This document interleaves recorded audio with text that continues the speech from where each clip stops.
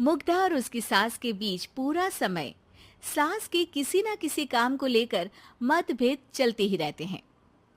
बहू, ओ बहू, जरा चाय बना दे। मुग्धा चाय लेकर आती है।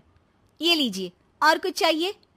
अरे नहीं, बस चाय पीने का मन था। जाओ, तुम दूसरा काम करो। चाय पीने के थोड़ी देर बाद सास दोबारा मुग्धा को आवाज लगाती है। अरे बहू रे, आओ बहू, जरा हलवा तो बना दे, मीठा खाने को मन हो रहा है। इसी तरह मुग्धा की सास पूरा समय कोई ना कोई काम बताकर उसे रसोई से बाहर तक निकलने नहीं देती। कभी चाय, कभी हलवा, कभी पानी तो कभी दूध, हर समय खाने को चाहिए और उसके लिए अपने हाथ पैर बिल्कुल नहीं हिलाने। परेशान किया हुआ है इन्होंने। सास की जबरदस्ती परेशान करने की आदतों से दुखी मुग्धा एक शाम सचिन के साथ अपने कमरे में बैठी हुई बात कर रही होती है। सुनो जी, मम्मी जी की ये जानबूझकर मुझे परेशान करने की फरमाइशों से मैं बहुत फ्रस्ट्रेट हो चुकी हूँ। पूरे दिन में एक सेकंड का आराम नहीं मिलता। रसोई से बाहर कदम रखती नहीं कि बहू ये बना दे, बहुरी वो बना दे। अरे इनकी फरमाइशें चलती ही रहती है। अरे मुग्धा, माँ खाने की शौकीन है, पर उम्र हो चली है, खुद खाना नहीं बना सकती, इसलिए तुमसे बोलती है। अरे तो शौक भी उम्र देख कर रखने चाहिए ना। समझ में नहीं आता, हर समय फेविकॉल का जोड़ लगाए सोफे से चिपके बैठी रहती है। इतना सब डाइजेस्ट कैसे हो जाता है उन्हें? अरे तुम मेरी माँ से इतनी नफरत कैसे कर सकती हो? मैं उनसे नफरत नहीं करती जी, बस परेशान हूँ।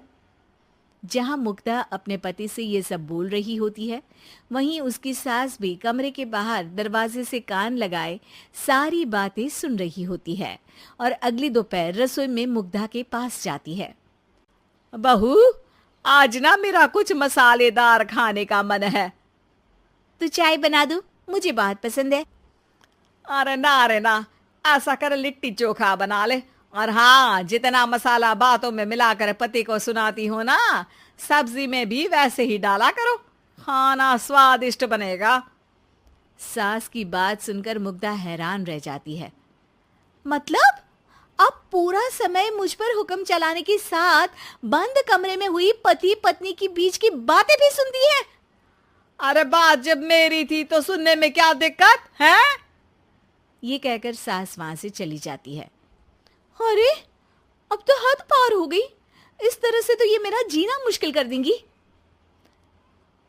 मुग्धा सास की हरकतों से परेशान उसका हल सोचने लगती है और इसी तरह कुछ दिन बीत जाते हैं, जिसमें सास का जन्मदिन आता है। मुग्धा बहुत खुशी के साथ अपनी सास को एंड्रॉयड मोबाइल गिफ्ट करती है। मम्मी, आपको सबसे बात करने के लिए बहुत दिक्कत होती है ना? कभी सचिन तो कभी मुझे बोलना पड़ता है, पर इस मोबाइल से आपको कोई दिक्कत नहीं होगी।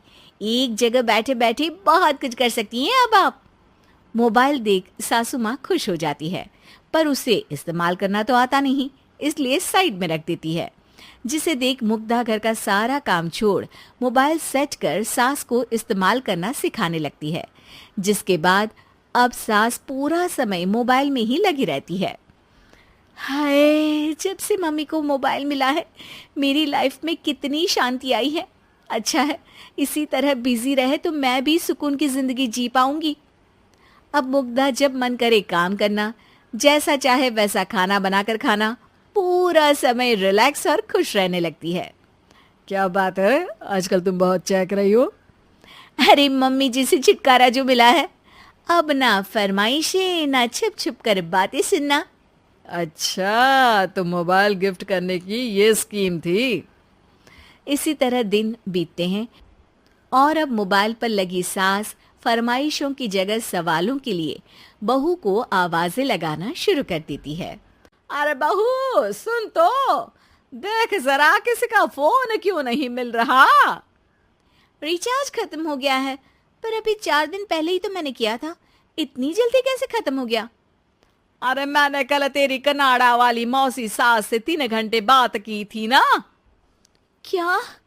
इतना महंगा तो मोबाइल भी नहीं आया जितना महंगा इसका रिचार्ज पड़ रहा है।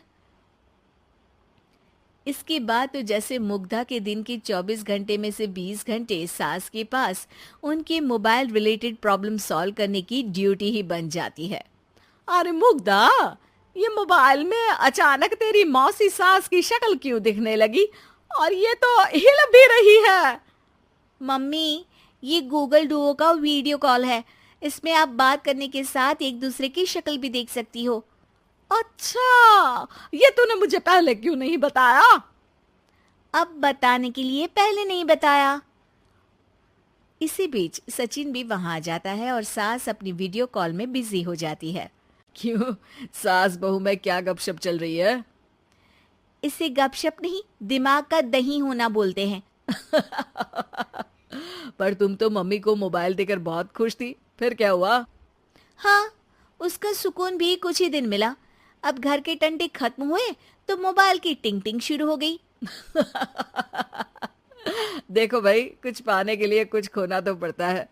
आखिर तुमने मोबाइल अपने फायदे के लिए ही तो दिया है, तो फिर सवालों के जवाब भी देने पड़ेंगे, क्योंकि जब तक उनके हाथ में ये फुंथरू रहेगा, तुम्हारी लाइफ में प्राइवेसी और सुकून रहेंगे।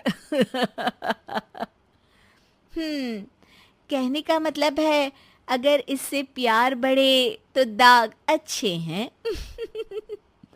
अरे मुझे पहले दिन से ही पता है मोबाइल किस मकसद से दिया गया है। भूलो मत, इससे पहले मैं बातें ही सुनती थी। सास की ये बात सुनकर मुग्धा शॉक में और सचिन हंसता रह जाता है।